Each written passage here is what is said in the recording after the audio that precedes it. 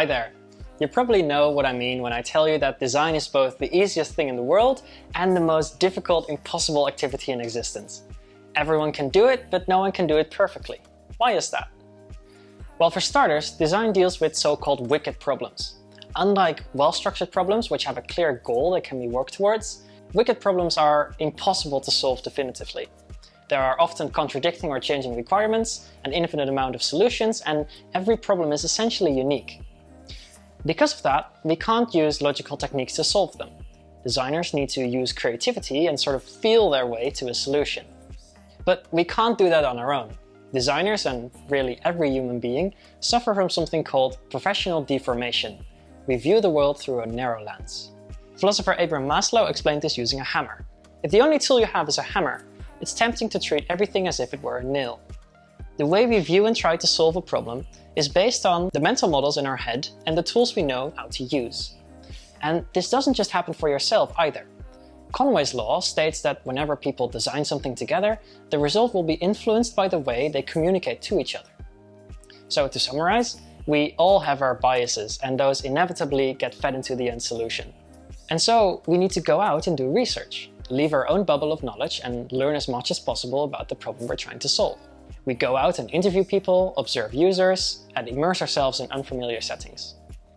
Often these activities result in amazing bursts of inspiration and clarity. How could we not have seen this before? It's obvious. But then comes the tricky part. Now you need to go back to the studio, back to your bubble, and actually make sense of what you saw and heard. This is called design synthesis. Synthesis is the part of the design process where the magic happens. It's deeply human. As one university puts it, if you're breathing, you're synthesizing. Author John Kolko describes synthesis as understanding connections in order to anticipate what could happen next. It is combining what you have experienced with what others have experienced, and then making best guesses towards the overarching systems at play. Critically, synthesis is not just about replicating findings. Because design is a subjective and uncertain process, synthesis too depends on subjectivity and interpretation. And as with any design process, there's no one magical way of doing correct synthesis. It depends on your project and your team. Now, what's interesting is that many of the design synthesis techniques are creative assignments themselves. Because synthesis is a logical and creative process, the output is usually a design in its own right. As an example, check out these images. They're all results of the same synthesis technique, but they look wildly different. Every designer will come up with their own way of doing synthesis, just as every designer comes up with an own original design.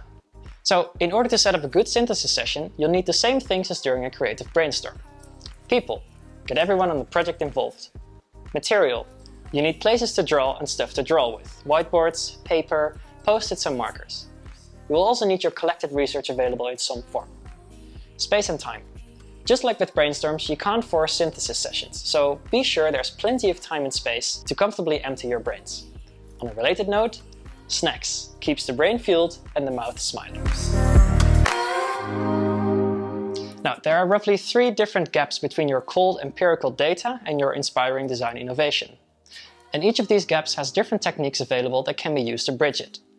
Depending on the type of research you did and where you are in your process, you will have more or less to clear. I will explain 3 of them in detail, one for each gap. Structure. First, you need to structure the collected data into meaningful information, so that it makes logical sense to you and can be worked on further. Now, there's multiple techniques available, but one commonly used method for creating structure in your data is affinity diagramming. Affinity means similarity or relationship. Affinity diagrams organize your data visually, with related data clustered together. It works like this. First, start writing a post-it for each piece of data you collected. Be sure to use a good Sharpie, write in all caps to keep it readable, and try to write a meaningful sentence that you will still understand in a week. Place them randomly on the surface and start placing items that feel similar next to each other. Mention out loud why you're moving a post-it so that everyone can understand and monitor the process. Hold off from labeling the groups for as long as possible. Labels will make the group final and will restrict reordering. When big groups start forming, consider breaking a pattern of 8 or more items into smaller groups. And lastly, revisit each of the groups together and label each group. And now you have a meaningful clustered dataset. Experience. Now that your data makes sense, you need to understand the larger experience, putting it in context and relating it to existing knowledge. Anything that lets you look at the bigger picture is valid here. The one I'll highlight is user journey mapping. Journey maps aim to explore the existing or envisioned life of the user outside the problem area you've researched. First, establish what scenario you're exploring and who your user is. Try to be as specific as possible and base it on your existing research. Start at what feels like the logical beginning of the journey, such as waking up. Then add steps to a user's journey, having breakfast, going to work, arriving at work, etc. For each step, write down the actions, thoughts, and emotional experiences of the user. And lastly, revisit each step and write down any design opportunities you see. This technique will quickly present you with design opportunities, but more importantly, it will also show you what the gaps in your research are. Empathy. You now understand the information you gathered and the experience around it.